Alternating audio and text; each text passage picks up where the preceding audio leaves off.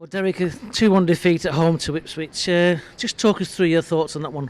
Yeah, I thought it was an entertaining game. It was probably one of our best performances of the season. I think that we took the game to Ipswich. We started on the front foot, and we got that goal ahead from a set play, a great ball in, and Kieran Phillips was able to get us 1-0 ahead, and we looked very comfortable, and we limited Ipswich to very few chances throughout the 90 minutes.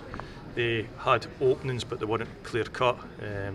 And over the afternoon, we're probably disappointed not to take anything from the game, because we've lost a goal from our set play against, where one of our players has lost his man. Then we've given a penalty away, but the player in question, and other people have seen it on the video, say that it wasn't a penalty.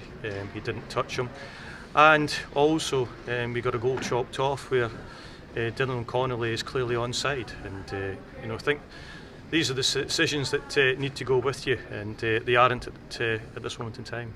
Well, they always say when you're at the bottom of the table they go against you, but they shouldn't do though, should they really?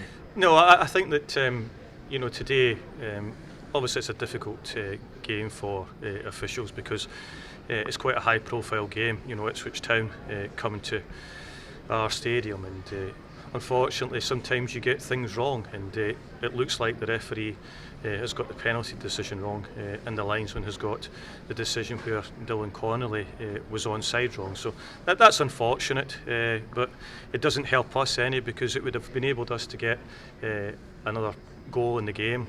It would have got us back to 2-2, or it would have got us ahead in the game, because they wouldn't have got their penalty. And I think that's our disappointment at this moment in time. Looking back at the first half especially, the applause you got from the fans at the end of that first half, it was a tremendous performance. He gave so much. Yeah, we were really good. We pressed Ipswich all over the park, the second best team in the league at this moment in time, and they didn't like it, and then we fed off of that because we created openings from it. They then changed things about, we adapted to that, and I thought they started the second half very well. They got a foothold in the game, then they scored from a set play that we shouldn't have conceded. But over the 90 minutes, I'm proud of the players. I thought we put in a magnificent effort. I thought the 11 and then the two substitutes coming on helped us as well. I was just delighted with the players. How frustrating was it to concede the first goal from another set piece? Yeah, I mean, it always is. When you're man to man, it's always difficult. It was the nature of the ball in. He didn't actually put it in properly, and they got a nick on it, and they get it into the goal. You saw again at the end of the game the reaction from the fans, the tremendous as they took you off. Big games coming up now, Burton next week. They're all big, but that's a really big one.